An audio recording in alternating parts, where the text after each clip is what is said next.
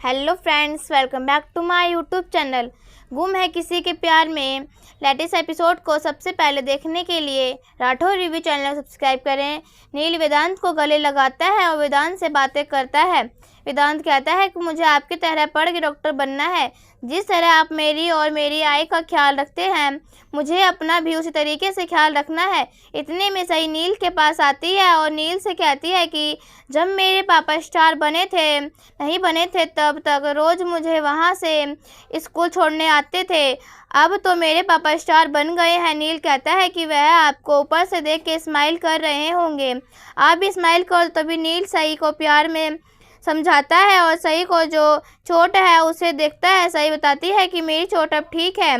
नील कहता है कि तब आप स्कूल जाओ, लेकिन सही कहती है कि नहीं, आपकी चोट कैसी है और मुझे आपसे बात करना अच्छा लगता है, फुंकी अंकल। और फिर वो नील से उसका नंबर मांगती है। नील उसे अपना नंबर दे देता है। सही नील को थैंक यू किस करती है, वहाँ चली जाती है। नील उसके पापा के बारे में सोचने लगता है कि ना जाने इसके पापा के साथ क्या हुआ होगा। इतनी प्यारी सी बच्ची को अपने पापा से दूर होना पड़ा। मैं इसके दर्द को अच्छे समझ सकता हूँ। दूसरी तरफ सभी बैंक मैनेजर से रिक्वेस्ट करती है कि किसी से भी तरह रिद्धि का फीस भर दे, लेकिन वह साफ मना कर देता है। कहता है कि आपके अकाउंट में इतना पैसा नहीं है और मैं यह चीज़ नहीं कर पाऊंगा। सभी बहुत परेशान हो जाती है और सोचने लगती है कि रजत, तुमने ऐसा क्यों किया? अगर तुम्हारी परिस्थिति ऐसी थी तो तुमने हम लोगों को पहले बताया क्यों नहीं? तभी सोचने लगती है कि घर में कैसे यह सब बात बताऊं कि रजत दिवालिया घोषित हो चुके हैं और वह बहुत परेशान होती है। तभी सभी को कॉल आता है उसके सीनियर का और वह उससे बदतमीजी से बात करता है, लेकिन सभी भी उसका इस तबार मुंह तोड़ जवाब देती है और कहती है कि आप मेरे से सेम रैंक के ऑफिसर हो और आप मेरे से बदतमीजी से बात नहीं कर सकते। वह भी नितिन भी इसे बहुत बुरा भला कहता है और कहता है कि तुम अपने काम के प्रति जवाबदेही नहीं ले रही हो। लेकिन सभी कहती है कि मुझे अपना काम भी पता है और अपना फ़र्ज़ भी पता है, आपको सिखाने को ज़रूरत नहीं है। और बीच बीच में आप जो डांट लगाते हैं मुझे बिल्कुल पसंद नहीं है, लेकिन मैं आपको नहीं बोलती क्योंकि मुझे तजुर्बे और उम्र में बड़े हैं, लेकिन आप एक ही रैंक के हो और मुझे इस तरीके से आप नहीं जलील कर सकते। नितिन को उसका जवाब बुरा लगता है और नितिन कहता है कि सब तो मैं अब तुम्हें सिखाऊंगा सभी ठक्कर, तुम्हें अब पता चलेगा कि तुम किससे पाले पड़ी हो। सभी घर वाले पहुंचती है और देखती है तारा अपनी अंगूठी और पैसा अपने हस्बैंड को दे देती है और कहती है कि जाके मीडिया वालों को दे दो, वह रजत भाई के ऊपर जो ब्लेम लगा रहे हैं उसे हटाइए। और तभी भाग्यश्री कहती है कि सभी ने तो बहुत बड़ी बड़ी बातें की थी, लेकिन क्या कुछ नहीं, मुझे तो सिर्फ अपनी ड्यूटी करनी है। और भाग्यश्री सभी के बारे में उल्टा पुल्टा बोलती है, लेकिन वहीं पर रिद्धि आती है और कहती है कि मम्मा, आप हमेशा भाभी के ही कोसती रहती हो, वह भी तो अभी घर परिवार देख रही है, उसने भी भाई को खोया है। जब देखो तब आप दोनों मिलके भाभी के बारे में ही बोलते हैं। तभी सभी वहाँ आती है और बताती है कि मैं कंपनी के मैनेजर से मिलने के लिए गई थी, लेकिन तारा उस पर गुस्सा हो जाती है। कहती है कि कहीं भाई मरने के बाद तुम भाई की जगह तो लेना नहीं चाहती हो, लेकिन उसी के से जवाब देती है कि रजत की जगह कोई नहीं ले सकता, मैं बस उसके फ़र्ज़ को पूरा करना चाहती हूँ। और यह कह के सभी वहाँ चली जाती है। तारा काफ़ी गुस्सा हो जाती है और तारा सभी के लिए उल्टा पुल्टा बोलने लगती है। सभी अपने बेटे के साथ कमरे में होती है और सोच रही होती है। तभी रिद्धि आती है और कहती है, भाभी मैं यूएसए नहीं जाऊँगी, क्योंकि मैं अगर यूएस चली गई तो आप अकेले हो जाओगी।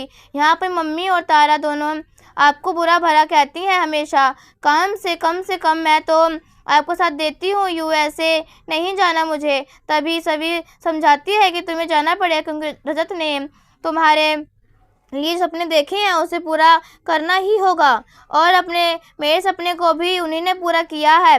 मेरी हिम्मत बन के आगे खड़े हैं और मैं उन्हीं की जगह से अपना सपना पूरा कर पाई हूँ और उनका यह सपना अधूरा रह गया। वह तुम्हें बेस्ट एजुकेशन देना चाहते थे और मैं यह चीज़ पूरा करूँगी। तभी रिद्धि सभी के गले लग जाती है और दोनों एक इमोशनल मोमेंट शेयर करते हैं। सभी सोचने लगती है बैठ के कि मैं किस तरीके से रिद्धि की फीस भरूं, मुझे कुछ समझ में नहीं आ रहा। इधर नील तेजस्वी की फ़ोटो को देख के सोच रहा होता है और जितने भी रिपोर्ट आए हैं उसके बारे में सोच रहा होता है।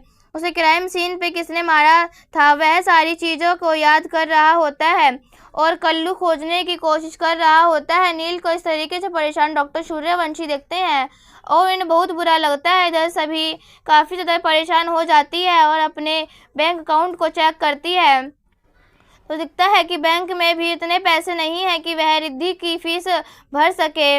वह काफ़ी दुखी हो जाती है और टूट जाती है।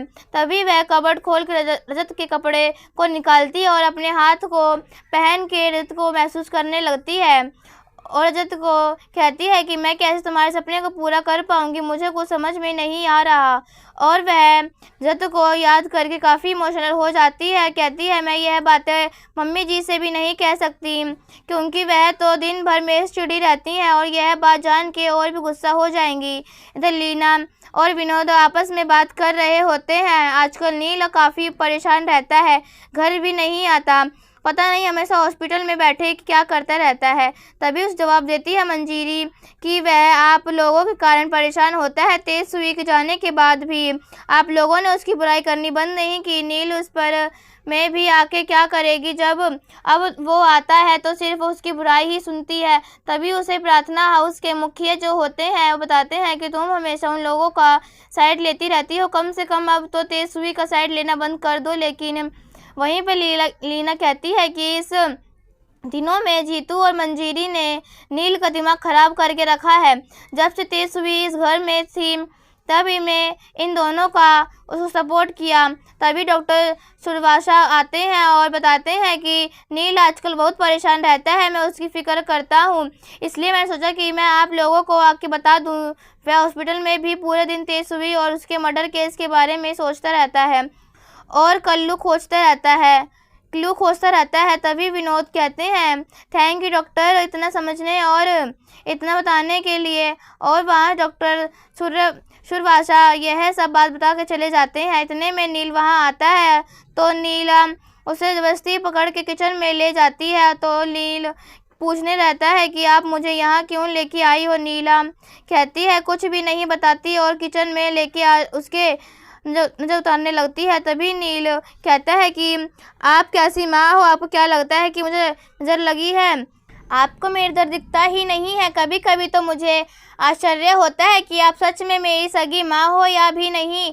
यह सुनकर लीला चौंक जाती है। इधर सभी ज्वेलरी निकाल के अपना ज्वेलरी बेचने के लिए जाती है और रिद्धि से कहती है कि तुम बच्चों का ख्याल रखना। आज का एपिसोड यहीं पर ख़त्म हो जाता है।